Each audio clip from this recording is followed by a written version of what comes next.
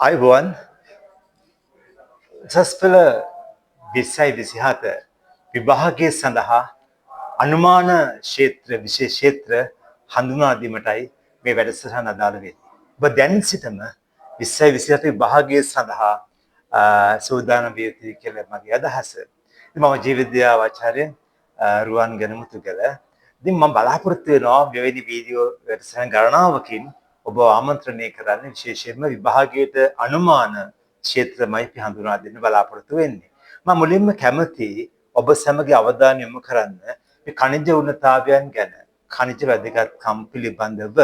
ඔබ දන්නවා හතරවෙනි ඒකකයේ විශේෂ බගුවක් තියෙනවා මේ ඛනිජ හා සම්බන්ධව. ඔබ දන්නවා නේද? අධිමාත්‍ර මුලද්‍රව්‍ය, අධිපෝෂී කියනවා, අධිමාත්‍ර කියනවා. ඒ මුලද්‍රව්‍ය 9ක් තියෙනවා ශාක වලට අදාළව. අංශු මාත්‍ර කීයක් තියෙනවද? අංශු මුලද්‍රව්‍ය 8ක් කියන ගන්න තියෙනවා. ඉතින් අපි මේ මුලද්‍රව්‍ය 17ක් සලකනවා අවශ්‍යක නැත්නම් අත්‍යවශ්‍ය මුලද්‍රව්‍ය කියලා 17ක් තියෙනවා. 9ක් අධිමාත්‍ර, 8ක් අංශු මාත්‍ර. මේ මුලද්‍රව්‍ය 17ම ඔබ අධ්‍යයනය කරලා තියෙන්න ඕනේ. ඒ වගුවේ තියෙනවා.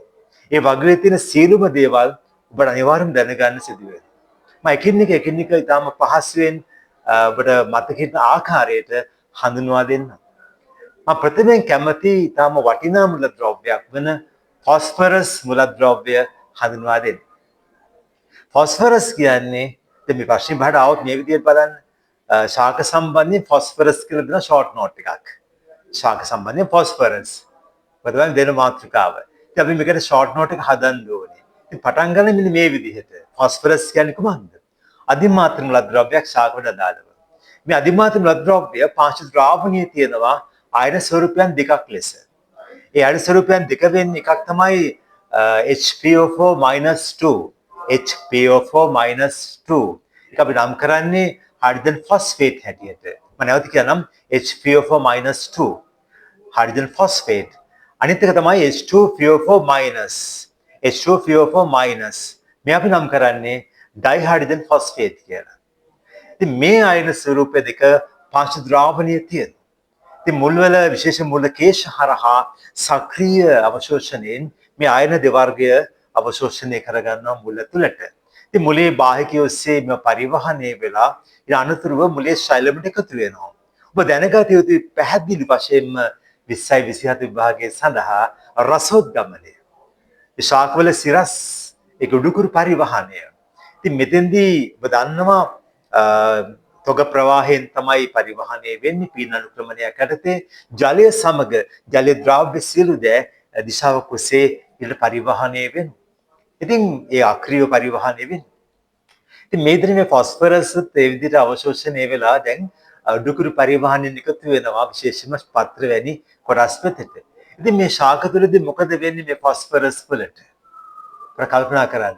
විශේෂයෙන්ම ශාක තුළදී වැදගත්කම් ඔබ දැනගන්න ඕනේ විශේෂයෙන්ම ATP නිෂ්පාදනයේට ෆොස්ෆරස් වැදගත් වෙනවා. ඊට අමතරව මොනවද තව වැදගත් වෙන්නේ? DNA RNA කියන න්‍යෂ්ටික අම්ල නියුක්ලික් අම්ල සෑදීමට සංශ්ලේෂණයට ෆොස්ෆරස් භාවිතා වෙනවා.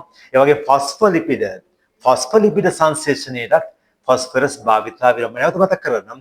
මනිවෙන් දැනගත යුතු මේ වැදගත්කම් ටික ATP නිෂ්පාදනයේට, ඒ වගේම නියුක්ලික් අම්ල සංශ්ලේෂණයට, ඒ වගේම ෆොස්ෆොලිපිඩ සංශ්ලේෂණයට අනිවාර්යයෙන්ම ෆොස්ෆරස් වැදගත් වෙනවා. කියන්නේ ෆොස්ෆරස් පරිවෘත්තිය සඳහා ෆොස්ෆරස් භාවිතා වෙනවා. ඉතින් මේ ෆොස්ෆරස් වැදගත් මේ අධිමාත්‍ර මුලද්‍රව්‍ය නිසි පරිදි අවශ්‍ය ප්‍රමාණයට ශාකයට ලැබෙන්නේ නැත්නම් මොකද වෙන්නේ? කල්පනා කරන්න. මොකද්ද වෙන්නේ? දැන් ෆොස්ෆරස් නිසි ආකාරයට ලැබෙන්නේ නැතුව යනවා. අඩුවෙන් ලැබෙනවා කියන්නකෝ පාංශු ද්‍රාවණය හරහා ශාකයේ. ඉතින් මොකද වෙන්නේ? ඔව් ශාකේ නිරූපණය කරනවා විවිධ වූ උණ්ණතා ලක්ෂණ. ඔබට මතක් වෙනවද ෆොස්ෆරස් උණ්ණතාවයේ ලක්ෂණ මොනවද කියලා? මතක තබා ගන්න ඕනේ. විශේෂම ශාක පත්‍රවල මෙන්න මේ ආකාරයට පත්‍ර නාරිට දම් පාට වෙනවා. ඔබ මේ දකින්නේ එවැනි රූපරාමුවක්, පැහැදිලි රූපරාමුවක් පත්‍ර නාරිටි දම් පාට වීම තමයි ප්‍රධානම ලක්ෂණය උණ්ණතා ලක්ෂණය වන්නේ. පත්‍ර නාරිටි දම් පාට වීම කැපී පෙනෙන උණ්ණතා ලක්ෂණය. ඉතින් මේ පර්ප්ලින් වෙයින්ස් කියලා කියනවා. ඒ වගේම තමයි මේ පත්‍රයේ මේ විදිහට දම් පාට වෙන්න පුළුවන්. කොහොම හරි පත්‍ර ධාරයේ හරි මේ නාර්ටිත් විතරට අදාළ වෙනවා. මේ ආකාරයෙන් දම්පාට වෙනවා නම් ඒක පොස්පරස් උණතාවයේ සලකන හැබැයි සම්පත්පතේ තියෙන්නේ නාරිට දම්පාට වීම තමයි ෆොස්ෆරස් උණතාවයේ හැටියට. ඊට අමතරව කඳන් තුනී වෙනවා. කඳ ප්‍රදේශය සුමට වෙලා තුනී වෙනවා. ඊට අමතරව මල් සහ ඵල හට ගැනීම අඩාල වෙනවා. මල් සහ ඵල කියන්නේ මල් පුෂ්ප නැත්තම් ඉතින් ඵල නැහැ. ඵල තිබුණත් වැඩක් නැහැ. ඒවා හට ගැනීම අඩාල වෙනවා නම්. එහෙනම් වැදගත් උණතා ලක්ෂණ තුනක් මතක තබා ගන්නට ඕනි අනිවාර්යයෙන්ම. එකක් තමයි මේ ආකාරයෙන් පත්‍ර නාරිටි දම්පාට වීම. පේනවා පැහැදිලිව. නාරිටි දම්පාට වෙනවා. ඒ වගේම කඳන් තුනී වෙනවා. කඳන් තුනී වෙනවා. ඒ වගේම පුෂ්ප සහ ඵල හට ගැනීම අඩාල වෙනවා. ඉතින් ප්‍රධාන වශයෙන් මේ පුෂ්ප හටගන්නේ නැහැ කියන්නේ ඵල සකස් වෙන්නේ නැහැ.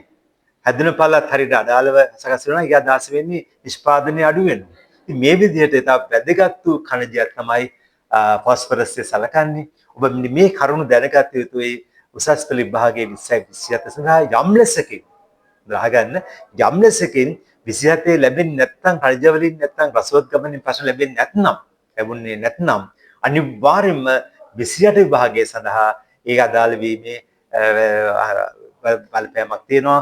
ඒක අදාළ කර ගැනීමේ හැකියාවක් තියෙනවා. අපි අනුමාන කිරීමක් මේ කරන්නේ සබ එකට හොඳින් සූදානම් වීම අවශ්‍යයි. අපි නැවතත් මෙවැනි වැඩසටහනකින් හමු වෙමු ඉක්මනින්ම. ඔබගේ අදහස් අපේ කමෙන්ට් සෙක්ෂන් එකේ දාන්න.